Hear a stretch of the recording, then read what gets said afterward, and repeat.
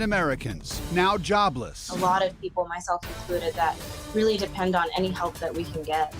And the struggle to put food on the table. The National Guard goes to the hardest hit areas. Plus, is it a NASCAR racetrack or the Georgia 400? Speedsters taking advantage of empty roads.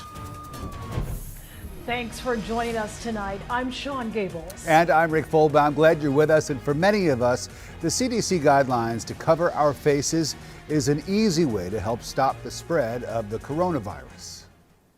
But it is a real dilemma for African Americans who say they face the risk of racial profiling. CBS 46's Brittany Miller joins us live in Atlanta with that story.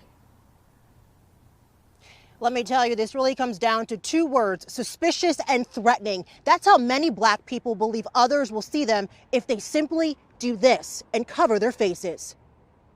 We're being asked to leave for being safe. In the face of a deadly pandemic, these two black men seen wearing surgical masks in an Illinois Walmart say they were told to leave. Why? He just followed us from outside, told us that we cannot wear masks. In the video, they say the officer, who wasn't wearing a mask, followed them around for no reason.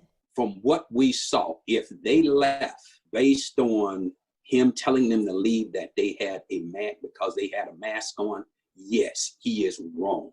In fact, public safety expert Cedric Alexander says he was waiting for this to happen, when black and brown people would be racially profiled for simply following federal guidelines. I mean, we're already profiled. And if you start wearing masks, you start wearing bandanas, you may be giving suspicion that you're up to some type of criminal behavior. The question is, how do African Americans respond to this crisis, this healthcare crisis, and not be subject to increased racial profiling? Attorney Gerald Griggs says black people shouldn't wear homemade masks. And I think that you should write on the front of it that it's for medical reasons. Alexander says police need to be sensitive and aware.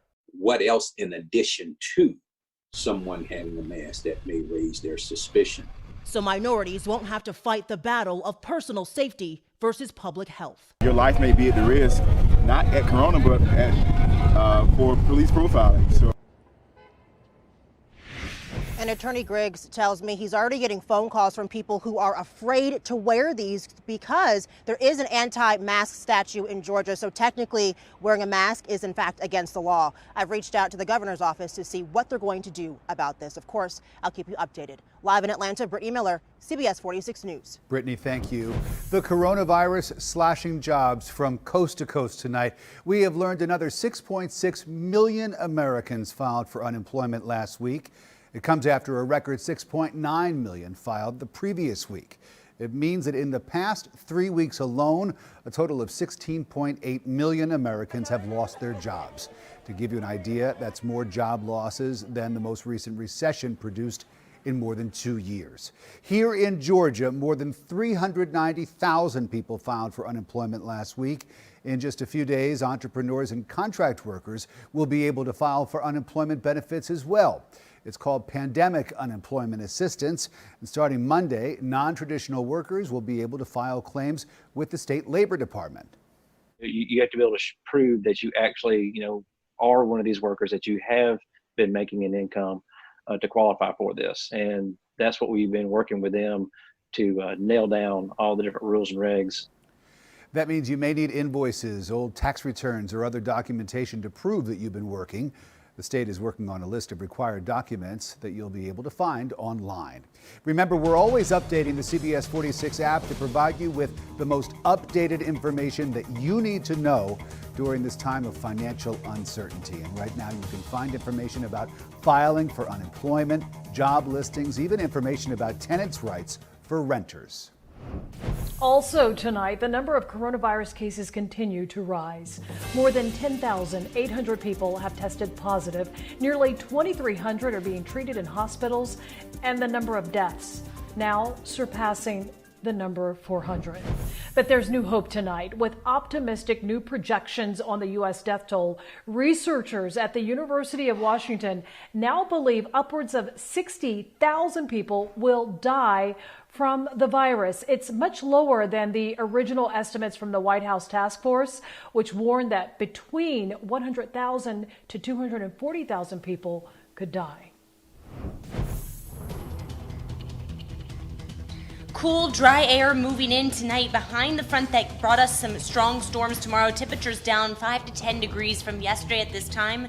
That will carry into the overnight hours. Low to upper 40s tomorrow morning when the sun rises.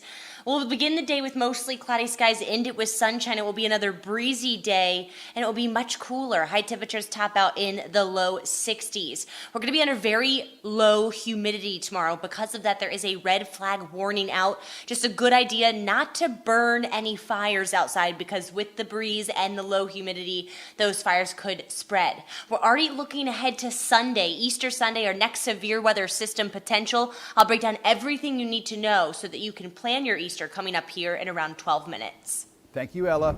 On Georgia 400 tonight, it's an open road for speeders to take advantage of. And now police say it's increasingly becoming a major problem.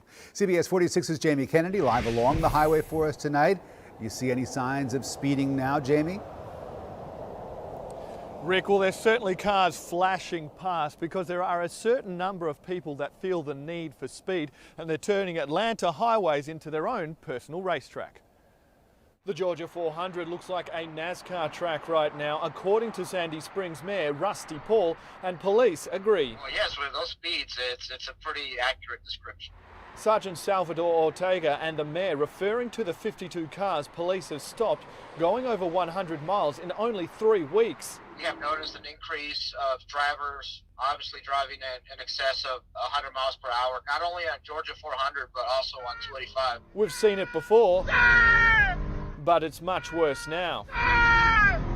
It's very alarming. Before the pandemic, with traffic being as busy as it is, it's pretty hard sometimes during the daytime to get to that speed. So right now, I believe the numbers are that high because of the lighter traffic. Sandy Springs Police not the only ones dealing with the dangerous drivers. Alpharetta Police in a 1-hour period this week catching 3 cars over 100 miles.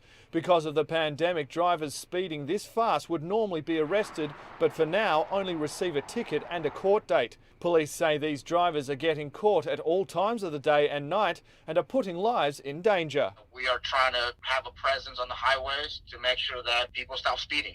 We want to prevent accidents from happening. We want to keep people safe.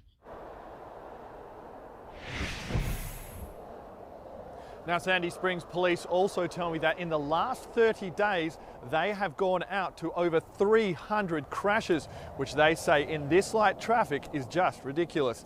Live in Atlanta, Jamie Kennedy, CBS 46 News. I'm Alicia Roberts at the live desk. Breaking late tonight, President Trump tweeting he is expediting aid for U.S. farmers to help keep our supply chain safe and stable. In his tweet, the president says he is working with the U.S. Agriculture Secretary and former Georgia Governor Sonny Perdue to, quote, use all of the funds and authorities at his disposal. Yesterday, Governor Brian Kemp called COVID-19 another punch in the gut for Georgia farmers, giving his support for our oldest and largest industry and encouraging residents to buy Georgia-grown